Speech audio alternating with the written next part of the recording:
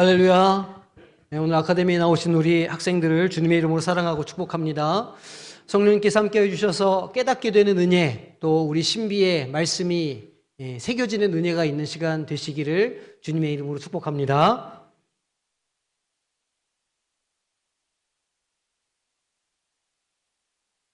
자, PPT 띄워주시고 PPT에 올려주세요. 오늘 벌써 5번째 시간입니다. 우리 믿음 안에서 사는 삶이라는 주제로 오늘 본문의 말씀을 좀 나누겠습니다. 늘 이 시간이 되면 좀 떨리는 시간이죠. 오늘 배울 내용이 이제 내용은 똑같아요. 이제 앞으로 이 페이지는 안 넣어야 되겠어. 늘 똑같아가지고 항상 제가 이제 저녁을 먹을 때 제 처한테 물어봅니다. 숙제했어? 이렇게 하면 해야지 내지는 방금 했다 이제 이렇게 보통 대답을 하거든요. 아마다 비슷하실 거라 이렇게 생각이 됩니다. 집에서 한번 이렇게 보고는 오셨죠? 7분 정도만 보고 오신 것으로 지금 확인이 되는데 투표는 하셨죠? 예, 그래요.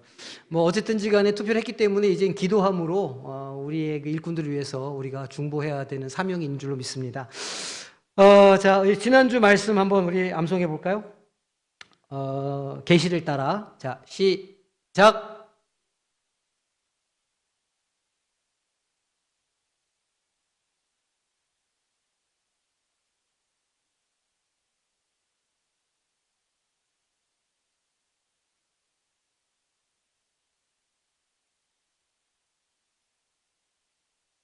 이게 길죠? 좀 이상하게 기네. 그래요. 한번 이렇게 보고 오시는 게 중요해요. 이번 주 암송 말씀을 보면 내가 다름질하는 것이 헛되지 않게 하겠다 이제 바울 사도가 말하지 않습니까? 그 얘기는 복음을 지키고 또 복음을 증거하는 일은 다름질하는 것처럼 우리가 애쓰고 노력하고 우리의 시간과 노력을 투자하지 않으면 무엇이 될 수 있다는 뜻이에요? 헛것이 될 수 있다 그런 뜻이에요. 헛것이 되지 않게 하려면 끊임없이 달려가야 되는 거예요. 그래서 저는 신앙생활이 약간 자전거 타기랑 비슷하다 이런 생각하거든요. 자전거 타려면 뭐를 힘차게 밟아야 되죠? 페달을 멈추는 순간 넘어져요. 그래서 신앙생활은 진짜 자전거 타는 거랑 비슷하다. 페달을 열심히 밟을 때에만 앞으로 나아갈 수 있는데 그 페달이 뭘까요? 페달을 열심히 밟는 거. 페달을 열심히 밟는 게 어떤 거를 비유적으로 우리가 설명할 수 있을까요? 신앙생활 하는 거예요. 열심히 기도하고 오솔길을 내고 아둘람 굴을 찾고 하나님의 말씀을 상고하고 묵상하고 어떻게 하면 이렇게 살아갈까 고민하는 것. 그것이 페달을 움직이는 일이죠. 그게 없으면 신앙생활은 그 자리에서 이렇게 싹 넘어질 수밖에 없을 거예요. 혹시 내가 요즘에 좀 뭐가 넘어져 있다 이렇게 느끼시는 분들이 있을 수도 있거든요. 그래서 내가 좀 내 신앙이 뭔가 정상이 아니다, 뭐 믿음이 떨어져 있다 이렇게 느끼실 수도 있는데 페달을 밟지 않아서 그렇습니다. 페달을 다 밟으시기를 소망합니다. 페달을 밟아야 헛되지 않는다. 이걸 딱 기억하시고 말씀 딱 붙잡고 늘 이렇게 살아가시면 좋겠어요. 자, 오늘 옆에 분들 보세요. 거기 성경 잘 메꿔 왔는지. 자, 확인 검사해 주세요. 옆에 그 가로에 성경 말씀 잘 이렇게 기록해 오셨어요? 얼굴이 낯빛으로 변하시는 분들이 있는데 마스크 때문에 잘 보이지는 않지만 해오주신 줄로 믿고, 자, 우리 본문 한번 들어가 보도록 하겠습니다. 자, 11절에 누가 안디옥에 이르렀습니까? 게바가 안디옥에 이르렀죠. 그런데 게바가 책망받을 일이 있었다는 거예요. 그래서 뭘 했다고요? 책망하였다고요. 게바가 안디옥에 이르렀을 때 내가 책망받을 일이 있기로 내가 그를 대면하여 책망하였노라. 사실은 이 바울 사도가 베드로를 책망할 수 없는 위치입니다. 말하자면 제가 지금 총회장님을 책망하는 것과 똑같은 상황이거든요. 그런데도 바울 사도는 앞뒤 가르지 않습니다. 진리에 타협하지 않는 거예요. 그래서 이것이 옳은 일이다, 이런 거면 그것과 타협하지 않고 그냥 직언을 서슴지 않는 거죠. 12절, 야고보에서 온 어떤 이들이 이르기 전에 게바가 이방인들과 뭐 하다가 함께 먹다가, 그러니까 같이 밥을 먹은 거예요. 그들이 오매 그가 할례자들을 두려워하여 떠났다 기록하고 있어요. 야고보가 누구일까요? 여기서 말하는 야고보, 주의 형제 야고보. 그러니까 벌써 이게 지금 요 본문을 쓸 때를 생각을 해보면 이 예루살렘 교회 지도자가 베드로가 아니라 야고보가 첫 번째 1번이 됐다는 걸 우리가 이렇게 지금 볼 수가 있어요. 근데 어쨌든 이 베드로가 이제 안디옥에 이렇게 와서 거기서 이제 복음 증거를 하고 이렇게 거하다가 자연스럽게 이방인들이랑 식사 자리를 가졌겠죠. 베드로도 자기가 고넬료에서 이미 경험한 게 있었기 때문에 그럼 얼마든지 이방인들과 밥 먹는 걸 두려워하지 않았어요. 그리고 이제 거기 뭐 분위기가 다 그런 분위기니까 여러 차례 아마 밥을 먹었지 않겠어요? 여러 차례 밥을 먹었는데 마침 식사를 하는데 야고보가 보낸 사람들이 온다는 소식을 들은 거예요. 근데 갑자기 베드로가 깜짝 놀라면서 식사 자리에서 일어나가지고 도망을 갔어요. 피했어요. 몸을 피했어요. 왜 피했어요? 두려워했다고 그래요. 뭘 두려워했을까요? 먹는 거를 들킬까봐, 이방인들이랑 먹는 거를 들킬까봐. 그거 들키면 어땠어요? 그게 왜 들키면 안 되는 일일까요? 유대인의 율법에는 이방인들과 겸상을 하지 못하게 돼 있어요. 그러니까 지금 베드로가 실컷 은혜에 맨날 복음을 전하고 이방인들에게도 구원이 있다면 이렇게 자기 입으로 그렇게 맨날 시인을 하다가 갑자기 유대인들 지도자가 오니까 내가 유대인인데 이렇게 하면은 이게 구설수에 오를 수 있겠다. 이런 생각을 한 거예요. 베드로가. 그러니까 복음의 선택이 아니라 처신을 한 거죠. 그러니까 복음을 따라 무엇인가를 한 게 아니라 그 상황과 형편에 따라서 자기가 처신을 했다는 거예요. 근데 그게 잘못되어 있던 거죠.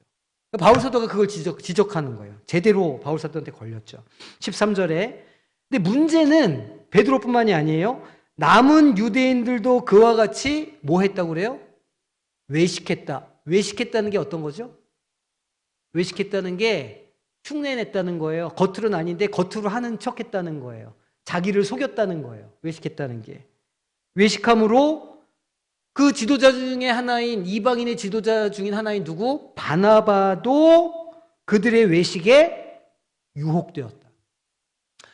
바나바가 보기에 바나바는 이 사도 바울, 그러니까 사울일 때 이 사울을 데려다가 그 교회 지도자들에게 소개시켜주고 중간에 다리를 놓아준 사람이잖아요. 굉장히 성품이 좋고 관계지향적인 사람이었어요. 근데 이 바나바가 그렇게 해서 이제 이방인 교회, 그러니까 안디옥 교회에서 그렇게 다 같이 어울려서 유대 지도자도 있고, 바울도 있고, 그렇게 이제 사역을 이렇게 감당하고 있었는데, 자기가 지도자로 알고 있던 베드로가 그 자리를 딱 떠나니까 바나바도 헷갈렸어요. 이게 이렇게 하면 안 되는 건가 보다. 그래서 베드로를 따라서 바나바도 그 자리를 피하게 된 거예요. 그러니까 이제 바울 사도가 더 이제 영적인 분노가 일어나게 된 거죠. 14절에 그러므로 나는 그들이 복음에 무엇을 따라? 진리를 따라. 그리스도인은 진리를 따라 사는 사람들이에요. 그죠? 그리스도인들은 형편에 따라서 자신의 어떤 그런 욕구를 따라서 혹은 무슨 세상의 흐름을 따라서 처신을 하는 사람들이 아니고 말씀을 따라 사는 사람들이 그리스도인들이에요. 말씀을 따라 사는 것을 보고 우리는 진리를 조차 행한다라고 말해요. 그런데 그들이 그렇게 하지 못했던 거죠. 진리를 따라 바르게 행하지 아니함을 보고 모든 자 앞에서 누구에게? 게바에게 이르되. 게바한테 개인적으로 가서 얘기한 게 아니고요. 사람 많은데 거기 평신도들도 많은데 말하자면 조그만 교회 목사님이 총회장을 대놓고 얼굴을 마주 보고 모든 사람이 있는 데에서 잘못을 지적하고 있는 거예요. 그렇게 보면 참 베드로도 대단한 사람이라는 생각이 들어요. 베드로가 어떤 사람입니까 지금? 베드로가 예수님의 수제자이고 정말 그 산전수전 다 겪은 주님을 부인하고 그 주님을 다시 만나고 그 다시 갈릴리 바다에서 주님을 다시 경험함으로 그리고 이방인 그 고넬료의 집에서 첫 번째 복음 증거의 사명을 감당한 이런 위대한 제자 아닙니까? 위대한 사도인데 그런 사도가 일개 지역의 한 그 지도자가 자기를 그렇게 사람들 많은 데서 면박을 주는데도 베드로가 거기에서 뭐라고 얘기를 안 하는 거예요. 그냥 그거를 다 받아들이는 거예요. 내가 잘못했구나. 누가 생각납니까? 저는 나단 선지자의 비판을 듣고 그 자리에서 회개하는 다윗이 생각이 나요. 참 신앙인의 모습은 그런 거다. 실수할 수 있고 넘어질 수 있는데, 잘못할 수 있는데, 그 잘못이 깨달아질 때, 누군가가 그 잘못을 얘기해주고 말해줄 때, 그거에 진짜 내가 잘못했구나라고 진정으로 자기를 이렇게 겸손하게 내려놓을 수 있는 사람이 정말 성숙한 사람이다. 바울도 바울이지만 베드로도 정말 위대한 사도다, 이런 생각을 제가 하게 됩니다. 자, 어쨌든 그래서 게바한테 뭐라고 말했냐면, 당신이 유대인으로서 이방인을 따르고 유대인답게 살지 않으면서, 아니, 당신도 식사 자리에서 이방인들이랑 밥 먹었지 않느냐, 당신도 유대인의 율법을 지키지 않았다, 그 얘기죠. 그렇게 하지 않으면서 어떻게 억지로 이방인을 유대인답게 살려고 하게 하냐. 아니, 당신도 그렇게 율법을 제대로 못 지키면서 이방인들한테 율법을 지키라고 말할 수 있느냐. 그러니까 돌려 말하는 거예요. 율법을 지킬 수 없는데 그거를 지켜서는 우리가 이렇게 될 수 없는데 왜 율법을 다시 지키려고 하느냐. 지금 그렇게 따지고 있는 겁니다. 15절에 우리는 본래 유대인이요 이방 죄인이 아니로되, 16절에 사람이 어떻게 되는 것이요? 의롭게 되는 것은 율법의 행위로가 아니라, 율법을 지켜서 우리가 의롭게 되는 게 아니라는 거예요. 그러면 어떻게 우리가 의롭게 되죠? 오직 예수 그리스도를 믿음으로 말미암는 줄을 알므로, 믿음으로, 그래서 우리는 은혜로 의롭게 됨을 얻게 되었죠. 그래서 우리도 그리스도 예수를 믿나니 이는 우리가 율법의 행위로서가 아니고 그리스도를 믿음으로써 무엇을? 의롭게 함을 얻으려 함이라 그랬어요. 의롭게 함, 의롭다 말함, 의롭다고 칭함, 이거를 신학 용어로 뭐라고 부를까요? 칭의라고 불러요. 영어로는 justification 이렇게 말하는데 의롭게 되었다는 뜻이에요. 제가 늘 말씀드리지만 의롭게 되었다는 건 하나님께서 우리를 보실 때 의인이라고 말씀해 주시는 것 뿐이지 실제로 우리는 의인이다 아니다. 우리는 의인이 아니라는 거예요. 실제로 우리 안에는 여전히 이 세상에서 살면서 의인이 아닌 일들을 많이 해요. 베드로처럼 실수하고 넘어지는 거예요. 근데 그럴 때마다 사단 마귀가 우리한테 속삭이죠. 너는 안 돼. 너는 이렇게 해서는 구원받을 수 있는 사람이 아니야. 이렇게 맨날 죄를 짓고 잘못하는데 어떻게 네가 의인이야. 그래서 자꾸 우리를 절망에 빠뜨리고 죄인인 상태로 우리를 몰고 가는 거예요. 의롭게 살지 못하도록 우리를 아예 주저앉게 만드는 거죠, 사탄 마귀는. 하지만 우리가 의인인 것은 우리가 뭔가 의롭게 되려고 노력을 해서가 아니라는 거예요. 우리가 의인인 건 왜요? 오직 믿음으로. 하나님께서 우리를 의인이라 불러주시니까 우리가 의인이라는 거예요. 그러니까 우리는 날마다 하나님 앞에 나아갈 수 있어요. 왜냐하면 우리는 의롭다고 하나님께서 여겨주시니까. 실제로는 그렇지 않지만 우리를 의롭다고 여겨주시니까 우리는 매일매일 그 은혜의 보좌 앞에 나아갈 수가 있는 거죠. 이걸 우리가 잘 기억해야 돼요. 그래서 우리가 의인이라고 잘난 척할 수 없어요. 내가 좀 그래도 성경책 좀 많이 좀 읽었는데, 내가 목사인데, 내가 뭔데, 이렇게 하면서 자기의 의의를 드러낼 수 없어요. 자기의 의로는 뭐 할 수 없다? 율법으로는 뭐 할 수 없다? 구원을 받을 수 없다. 오직 하나님의 은혜로, 믿음으로 말미암는다. 그러니까 우리의 그 어떤 모습, 우리의 어떤 능력, 우리의 어떤 의지는 우리의 구원에 아무런 영향을 미치지 못하죠. 그리고 하나님께서 보시기에 난 좀 그래도 의롭게 살아 하는 사람이나, 저는 죄인입니다 라고 고백하는 사람이나 도토리 키재기다. 하나님께서 보시기엔 진짜 별 차이 없다. 아무리 의롭게 노력하면서 사는 사람도 하나님의 관점에서는 그 나물에 그 밥이다. 이걸 우리가 항상 기억해야 됩니다. 그래서 뭐 해야 된다고요? 늘 하나님 앞에 겸손해야 된다. 교만하면 안 된다는 거예요.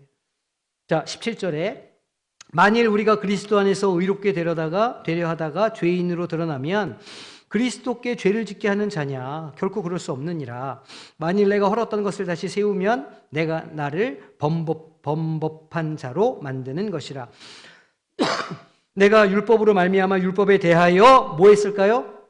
네, 죽었어요. 죽었나니 이는 하나님에 대하여 살려 함이라. 맞아요. 율법에 대해서 죽는 사람만이, 네? 세상 의나 나의 노력이나 나의 능력을 의지하는 것에 대해서 죽는 사람만이 하나님 앞에서 살 수 있어요. 하늘의 미랄이 땅에 떨어져 썩어서 죽어야 새 생명이 맺히게 돼요. 이건 기독교의 진리의 말씀입니다. 내 행위에 대해서, 내 자랑에 대해서, 내 율법에 대해서, 내 능력에 대해서 죽을 때에야 내 안에 예수 그리스도의 생명이 드러나게 된다는 거죠. 20절에 그래서 바울 사도가 하는 이 결론이 이 말씀 아닙니까? 내가 그리스도와 함께 십자가에 못 박혔다. 내가 예수님께서 십자가에서 죽으실 때 나의 자아도 죽었다. 그 말이에요. 나도 그 십자가에 나를 매달았다. 그런 뜻이죠. 그러니까 이제는 내가 사는 것이 아니라 나는 죽었으니까 내 안에 내주하시는 그리스도께서 사는 것이라. 나는 죽고 내 안에 그리스도로 나는 사는 사람이라 말하는 거예요. 근데 우리 살아있잖아요. 이렇게 육체 가운데 내가 살고 있잖아요. 내가 육체 가운데 사는 것은 나를 사랑하사 나를 위하여 자기 자신을 버리신 하나님의 아들을 믿는 믿음 안에서 사는 거라. 내가 육신 안에서 사는 것처럼 보이지만 나는 육신 안에 사는 것이 아니라 나를 사랑하셔서 나를 위해 죽으신 그 사랑 안에서 내가 사는 거라. 이렇게 좀 고백하고 있는 거예요. 21절에 내가 하나님의 은혜를 패하지 아니하노니 만일 의롭게 되는 것이 율법으로 말미암으면 그리스도께서 헛되이 죽으셨느니라 말합니다. 내가 그리스도와 함께 십자가에 못 박혔다고 고백하는 이 사도 바울의 이 이야기는 이제 앞에 있는 오늘 우리가 보는 본문의 내용들을 정리하는 결론의 말씀이라 할 수 있죠. 자, 우리 이 말씀을 쉬운 성경으로 한 절씩 다시 한번 교독해 보겠습니다. 베드로가 안디옥에 왔을 때 그가 잘못한 일이 있어서 내가 그를 대면해서 나무랐습니다.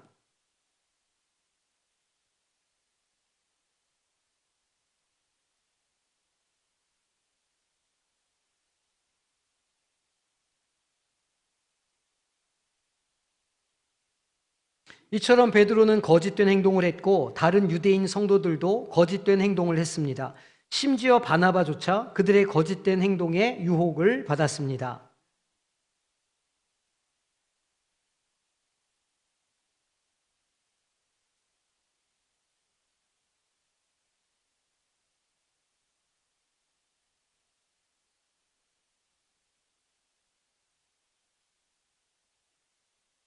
우리는 이방인 곧 죄인이 아니라 유대인으로 태어났습니다.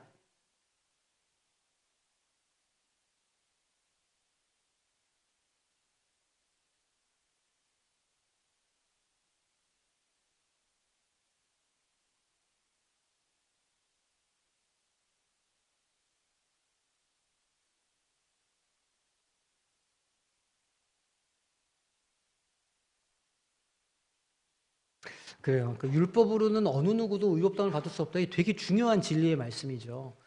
우리는 거룩하다라는 이제 그런 거룩하게 살아야 된다. 하나님의 자녀는 구별돼야 된다. 이런 이야기를 들으면 어떤 생각을 하냐면 뭔가 세상과는 다른 어떤 뭔가 좀 교회 안에 뭔가 좀 더 이렇게 가까이 하고 교회에 사는 일은 뭔가 좀 더 소중한 것 같고 그렇게 느끼는 경향이 있어요. 그래서 세상 일은 좀 뭔가 좀 세속적인 일이니까 이건 조금 좀 안 해도 되고 그리고 교회에 사는 일을 열심히 참여하면 뭐 하나님께서 복을 주실 거다. 이런 어떻게 보면 너무 당연한 이야기이지만 사실은 그게 굉장히 율법주의적인 생각이거든요. 그래서 교회 봉사 열심히 하면 세상에서 잘 된다더라.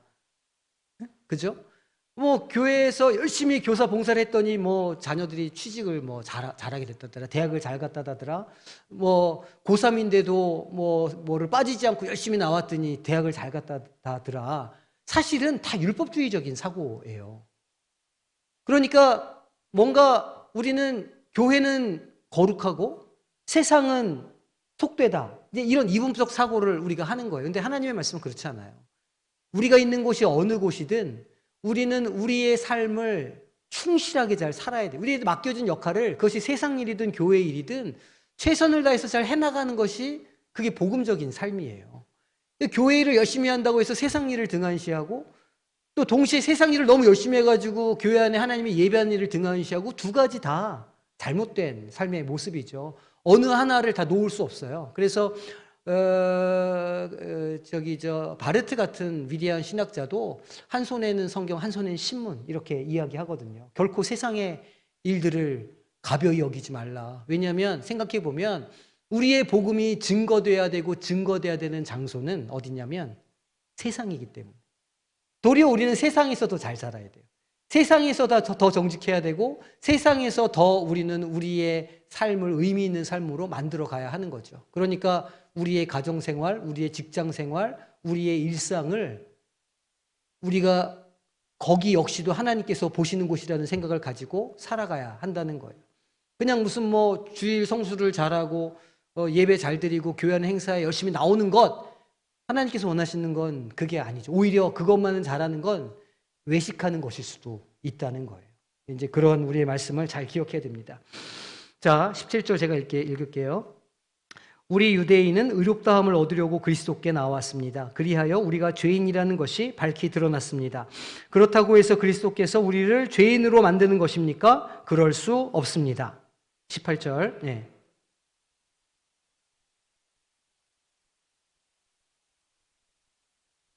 나는 율법을 위해 사는 것을 그만두었습니다. 나는 율법에 의해 죽었습니다. 내가 율법을 향해 죽은 것은 하나님을 향해 살기 위한 것입니다. 나는 그리스도와 함께 십자가에서 죽었습니다.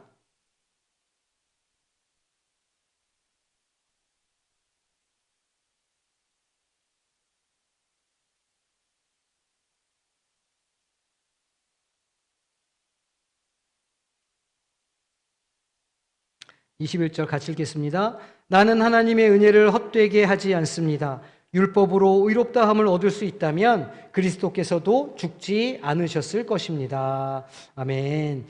자, 이제 우리 관찰하기 질문 우리 들어가겠습니다. 첫 번째 질문인데, 베드로가 안디옥에서 이방인들과 함께 식사하다가 그 야고보가 보낸 이들이 왔어요. 유대인들이 오자 물러나게 되었죠. 식사 자리를 피하게 되었습니다. 왜 그랬을까요? 그리고 이 행동이 다른 신자들에게 어떤 영향을 미쳤을까요? 이렇게 물어봐요. 왜 그랬죠? 그는 누구와 함께 뭐 하는 것이? 이방인과 함께 식사하는 것이 유대인의 뭐에? 율법에, 또 이렇게 할 수 있어요. 관습에, 유대인의 관습에, 율법에 같은 말이에요. 어긋나기 때문이었다는 거죠.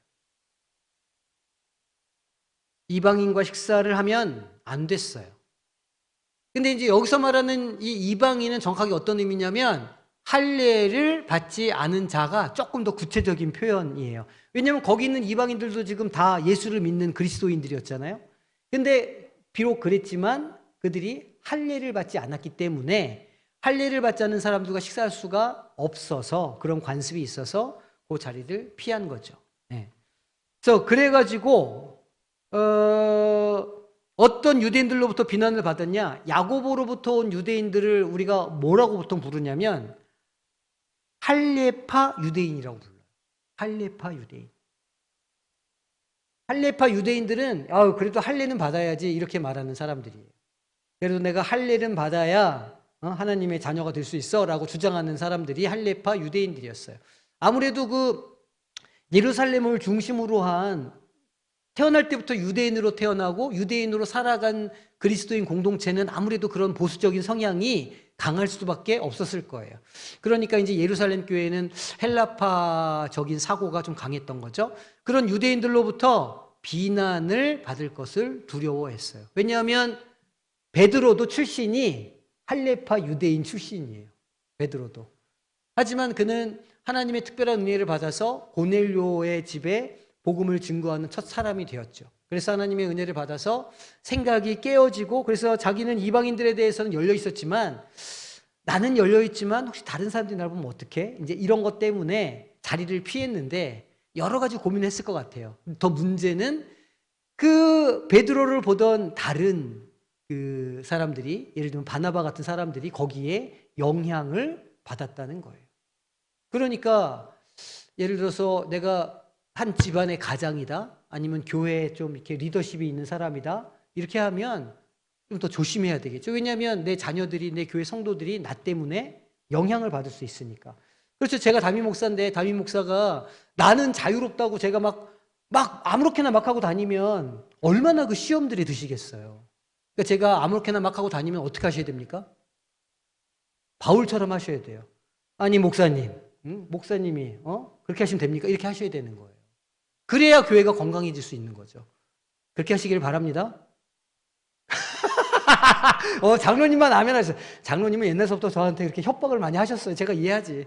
다 하시기 바랍니다. 할렐루야. 그래도 못 하시네. 이게 약간 율법적인 거예요. 어떻게 내가 목사님한테 그 바른 말을 하노? 할 수 있습니다. 하셔야 됩니다. 그래야 교회가 건강해집니다. 한 번 더. 할렐루야. 그래요. 왜 이렇게 좋아하시지? 신난다 뭐 이런 건가요? 자, 그래요. 그래서 다른 유대인들이 베드로가 한 행동에 무엇을 받았다? 영향을 받았어요. 똑같이 베드로처럼 그 자리를 피하게 되는 일들이 있었던 거예요. 그러면 거기에 있던 그 초신자들은 어떻겠어요? 막 전도된 사람들. 유대인들이 오면 도망가야 되는구나. 이렇게 배웠을 거 아닙니까? 그러니까 얼마나 이게 혼란스러웠겠어요. 베드로가 얼마나 이 복음의 진리를 증거하기 위해서 이렇게 고생을 하면서 복음의 진리를 전했는데 지도자 한 사람이 잘못 행동하니까 한순간에 그냥 그 공든탑이 와르르르 무너지는 거예요. 참 안타깝죠. 자, 2번 문제입니다.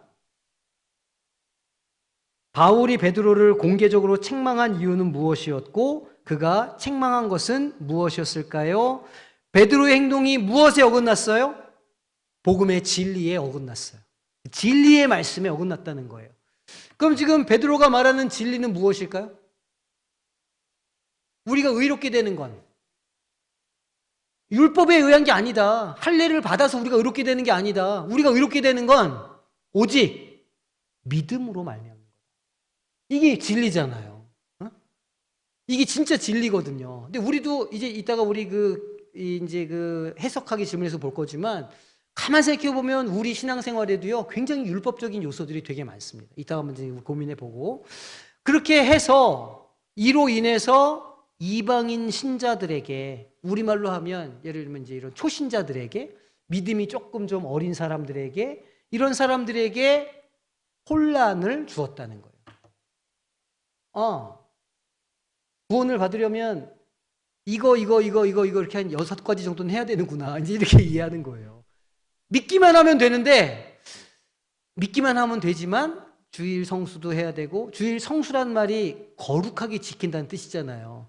그러니까 주일날 빠지면 안 된다는 뜻이에요. 주일날 빠지면 뭔가 믿음이 좀 부족하다는 그런 의미로 우리가 사용하는 거잖아요. 주일 성수라는 말이 또 11조를 해야 그게 믿음을 나타내는 거다.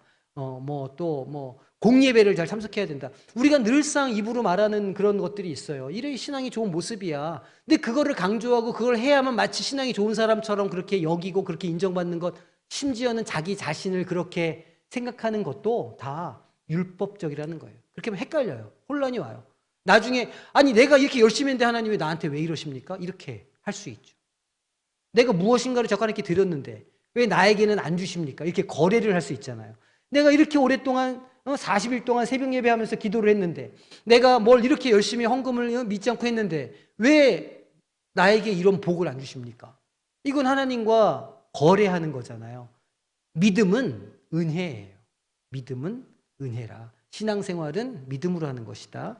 이게 아주 중요한 진리이죠. 자, 그러면 우리 이제 조금 이해하기 질문으로 들어가 볼게요. 자, 바울이 교회의 지도자라고 할 수 있는 베드로를 책망했어요. 그죠? 어떻게 그게 가능했을까요? 바울이 베드로를 책망했어요. 그리고 베드로는 그 책망을 듣고 막 화가 났다거나 이 바울한테 불이익을 줬다거나 권력을 가지고 이렇게 안 했다는 거예요. 그게 말하자면 한 사람은 책망했지만 한 사람은 책망을 받아들였어요. 와, 그게 어떻게 가능했을까? 바울이 바른 말을 했죠. 바울이 바른 말을 했어요. 복음의 진리에 대해서 이야기했어요. 베드로도 어떤 믿음을 가지고 있었다? 베드로도 같은 믿음을 가지고 있었어요. 그러니까 베드로가 내가 잘못했구나 알았을 거예요. 그렇지. 이거 은혜로 말미암는 건데 이방인들을 할례를 안 베풀어도 이방인들도 우리랑 똑같이 성령 받고 방언을 하고 그 사람들에게도 성령 충만의 역사가 일어나는데 내가 잘못 생각했구나. 같은 믿음을 가지고 있으면 그 바른 지적을 수용할 수 있어요.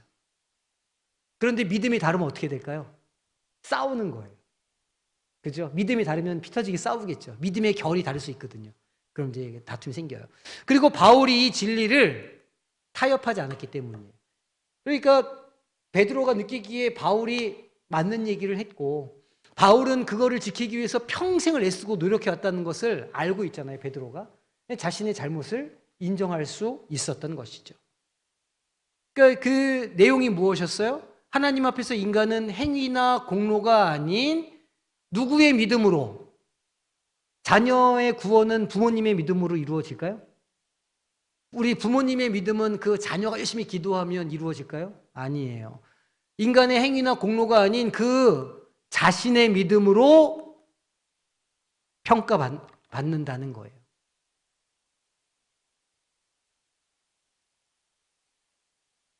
그러니까 과거 천주교의 교리가 잘못된 게 있죠. 과거 천주교 교리 중에 연옥 교리가 있었어요. 사실은 연옥이 뭐냐면 이렇게 이제 약간 지옥 가기도 애매하고 그렇다고 천국에 보내기도 애매한 사람들이 있다는 거예요. 그러면 이제 연옥에 가요. 연옥에 가면 이제 살아있는 사람들이 열심히 그 혹시 부모 뭐 사랑하는 형제 누구를 위해서 열심히 여기에서 공로를 쌓는 거예요. 열심히 기도하고 헌금 열심히 하고 그러면 이제 그 덕을 쌓아가지고 그 연옥에 있는 분을 천국에 보낼 수 있다. 이렇게 이제 얘기가 됐어요. 처음부터 연옥교리가 없었는데 그 철로역정, 존 버년의 철로역정 이후로 그런 교리가 생겼다고 그러죠. 책의 영향을 받아서. 여하간 그래가지고 그런 이제 신앙이 되니까 나중에 뭘 팔았어요?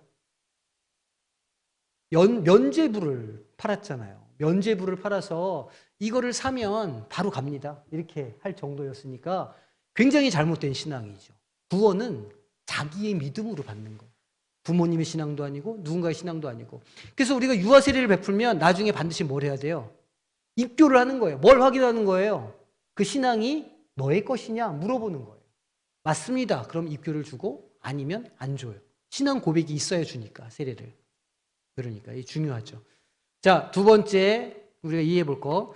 바울이 자신과 그리스도와의 관계를 표현할 때 내가 그리스도와 함께 십자가에 못 박혔다 이렇게 말하고 있어요. 왜 그렇게 표현한 이유가 무엇일까? 또 그게 신앙생활에 어떤 메시지를 우리에게 주나 이걸 좀 우리가 살펴보면 좋겠어요. 자, 첫 번째 그리스도의 죽음과 부활을 통해서 그리스도인이 죄와 율법의 무엇으로부터? 권세로부터. 바울 사도가 자주 사용하는 비유죠. 한 가지 더 있어요. 로마서에 보면 죄로부터의 자유, 율법으로부터의 자유, 또 하나가 뭐일까요? 죽음으로부터의 자유. 그 권세로부터 어떻게 됐다고요? 자유롭게 되었다는 것을 의미해요. 그러니까 내가 그리스도와 함께 십자가에 죽었다고 하는 건 그 모든 율법의 어떤 우리를 억죄는 그 권세로부터 그리고 죄에 매여서 죽을 수밖에 없는 우리의 그 형편으로부터 우리가 자유롭게 되었다. 언제 그렇게 자유롭게 된다고요? 십자가에 못 박을 때. 우리가 십자가에 죽을 때 비로소 우리가 그 자유를 얻게 된다는 거예요. 그게 어떤 의미가 있느냐? 이게 무슨 의미냐? 신앙생활에서 자신을 과거의 삶과 단절하라는 거예요. 과거의 삶과. 예수를 믿기 전에 과거의 삶, 이렇게 말하면 이제 평생을 신앙생활 해오신 분들이 있으니까 좀 헷갈릴 거예요. 내가 진정으로 예수님을 만나기 이전의 삶과, 그거를 이제 이렇게 정의할 수는 없지만, 이렇게 무자르듯이 조금 이렇게 좀 단순화하면, 나 중심으로 살던 때와, 그렇게 해석할 수 있거든요. 그 과거의 삶, 나 중심의 삶을 끊어내고 단절하고 그리스도 안에서의 새로운 삶, 새 생명을 얻어서 살아가야 한다는 점을 우리에게 알려주고 있어요.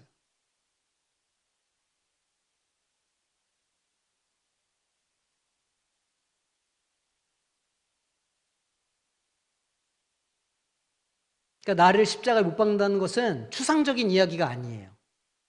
우리는 그걸 되게 추상적으로 받을 수 있거든요. 내가 나를 십자가에 못 박는다 그러면 우리는 실제로 못 박히지 않으니까 되게 그냥 상징적인 표현이고 뭔가 내 죄를 하나님 앞에 회개한다 이렇게 느끼실 수 있는데 아니에요. 아주 구체적인 표현이죠. 무엇이냐면 과거의 나 중심의 삶을 살지 말라는 거예요. 그것과 단절하자는 거예요. 이제는 누구 중심의 삶을 산다? 예수 그리스도의 중심의 삶을 산다.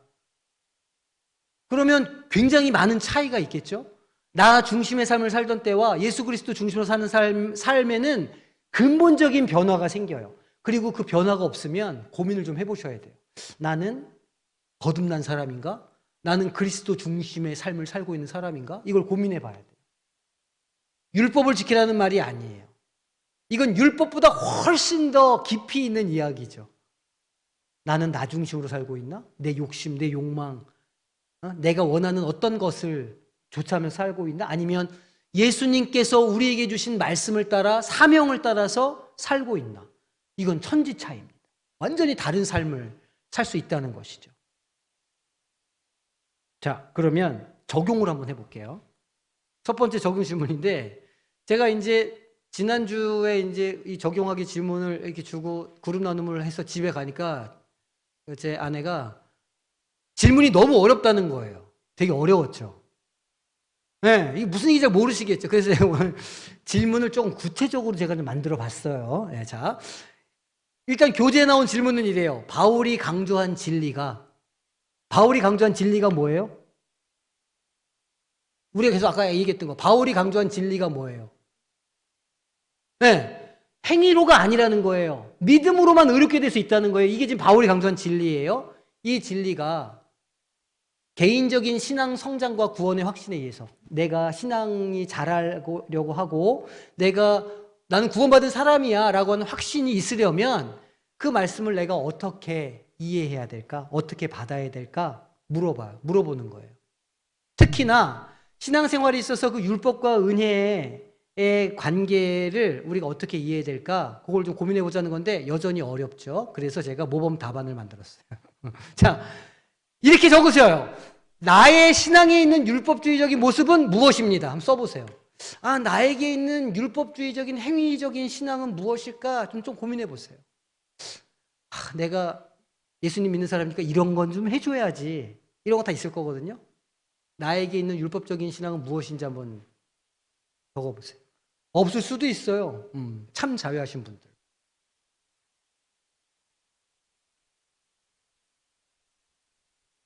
나의 신앙에 있는 율법주의적인 모습, 다른 말로 이 행위로 무엇인가 하려고 하는 것은 무엇인가? 조금 쉽죠?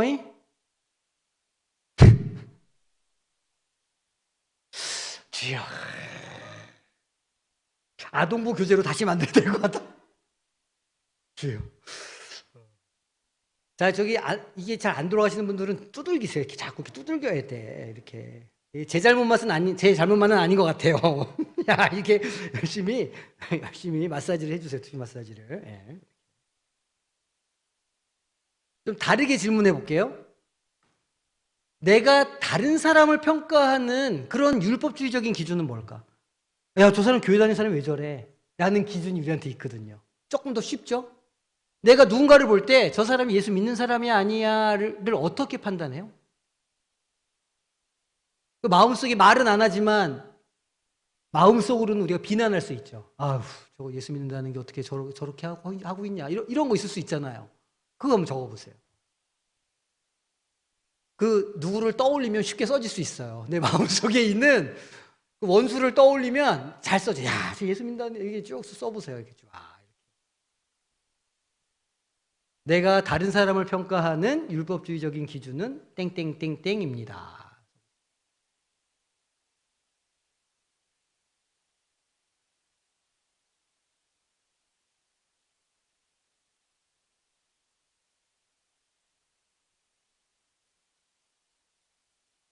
한 가지 더 질문해 볼게요. 그러면 그런 자신의 그런 시선이나 판단을 은혜의 어떤 시선으로, 믿음의 시선으로 바꾸려고 하면 우리는 어떻게 해야 할까요? 어떤 생각을 가져야 될까요?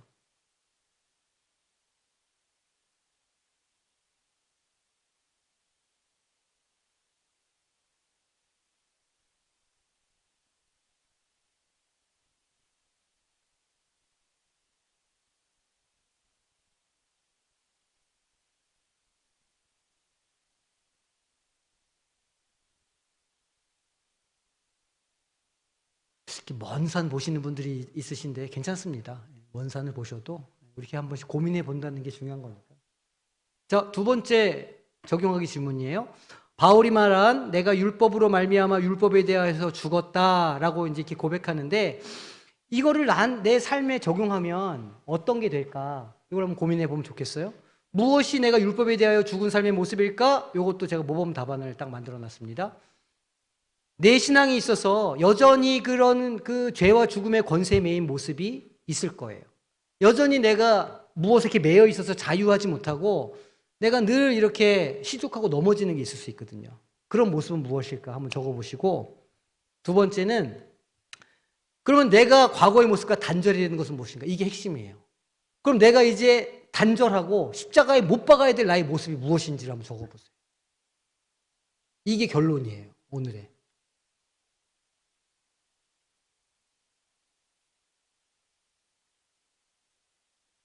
구체적인 실천 한 가지만 딱 적으세요.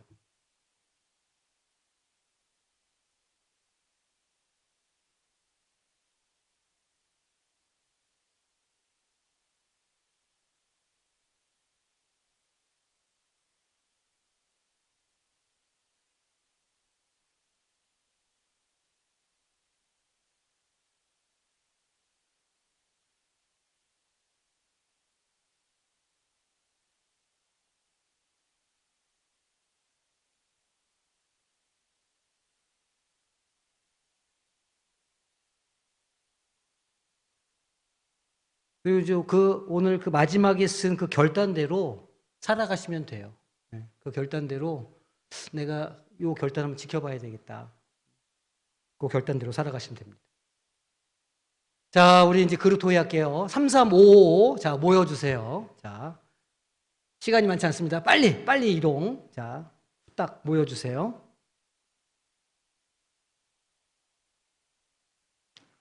3, 3, 5, 5. 자, 모여주세요.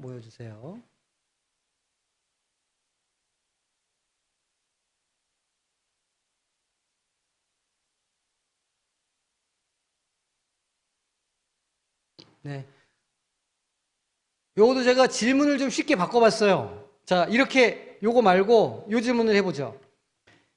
십자가에 못 박힌, 만약 내가 십자가에 못 박힌 삶을 산다면, 물론 그렇게 다 살고 계시지만, 가정과 교회의 삶에선 어떤 모습일까, 그게? 어떤 모습이 십자가에 못 박힌 삶일까?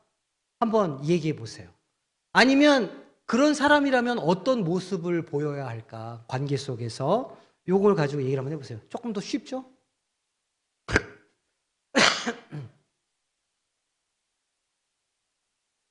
십자가에 못 박힌 성도의 삶이란 무엇일까? 십자가에 못 박힌 사람의 성도의 삶은 이런 모습이 아닐까? 이거 한번 생각을 나눠보시고 그 정도만 해보시면 될 것 같아요. 자, 시작. 네.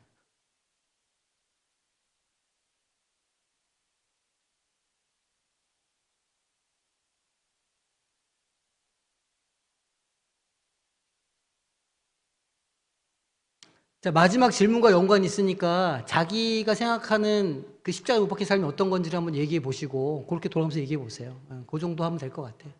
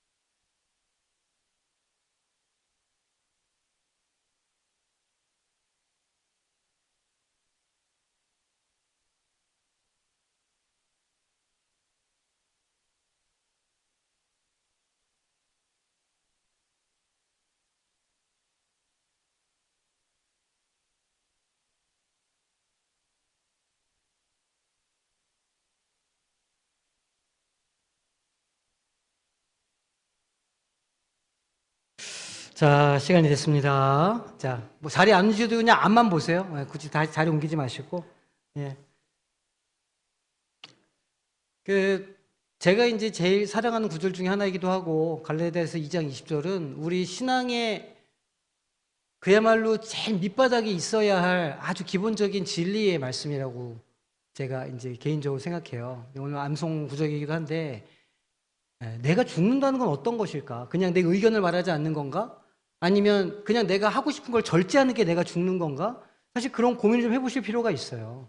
그리고 오늘 글의 말씀을 조차서 우리가 분명하게 생각할 수 있는 건, 나를 죽인다는 건 이전의 삶과 단절된다는 거예요. 이전의 나 중심의 삶이 아니고 단절하고 예수 그리스도, 내 안에 거하시는 예수 그리스도를 중심으로 살아간다는 뜻이에요. 그러면 우리가 어떻게 예수 그리스도를 중심으로 살아갈 수 있느냐? 어떻게 살아갈 수 있냐면 우리 안에 예수의 영이신 성령께서 내주하셔요. 그래서 그 성령과 내주할 때에만, 성령과 교제하며 성령의 음성에 귀를 기울이는 훈련을 하고, 그 훈련을 통해서 우리가 성령의 음성을 더 잘 듣게 되고 잘 교제할 때에야 비로소 우리는 예수 그리스도 중심의 삶을 살 수 있어요. 그리고 점점 더 그렇게 살아가는 걸 우리는 영적으로 성장한다고 말해요. 그러니까 구원을 받는 것과, 그러니까 내 안에 내주하시는 성령님을 인정하는 것은 구원을 받는 것인데, 그 이후에 성화, 거룩하게 되는 삶이 우리를 기다리고 있는 거예요. 그 길을 살아가는 게 나는 죽고 그리스도로 사는 삶이에요. 그런데 불행하게도 많은 사람들이 중생, 거듭남에만 머물러 있는 경우가 많아요. 그러니까 신앙적으로 보면 다 어린아이와 같은 거죠. 바울사도가 말하잖아요. 내가 니네가 어린아이여가지고 씹기 쉬운 것만 줬는데 이제 딱딱한 것도 좀 먹어라, 이렇게 말하잖아요. 너무 답답했던 거예요. 이제 내주하신 성령님을 쫓아서 이전의 삶과 단절하고 좀 다른 삶을 살아야 되는데, 이전의 삶을 계속 살아, 중생했는데. 계속. 잘하지 않는 거죠. 잘하시기를 부탁드립니다. 옛 생활과 단절하고 주님과 교제하면서 살아가는 새로운 삶을 살아가는 우리 성도님들 되시기를 주님의 이름으로 축원합니다. 자, 우리 암송 구절 벌써 이미 암송하신 분들도 있지만 우리 한번 한 목소리 읽어보겠습니다. 내가 그리스도와 함께 십자가에 못 박혔나니 그런즉 이제는 내가 사는 것이 아니요 오직 내 안에 그리스도께서 사시는 것이라. 이제 내가 육체 가운데 사는 것은 나를 사랑하사 나를 위하여 자기 자신을 버리신 하나님의 아들을 믿는 믿음 안에서 사는 것이라. 아멘. 우리 잘 아는 말씀이니까 한 주간 이 말씀 잘 묵상하시면서 내가 새 삶을 살겠다 다시 한번 결단하는 복된 시간을 삼으시기를 소망합니다.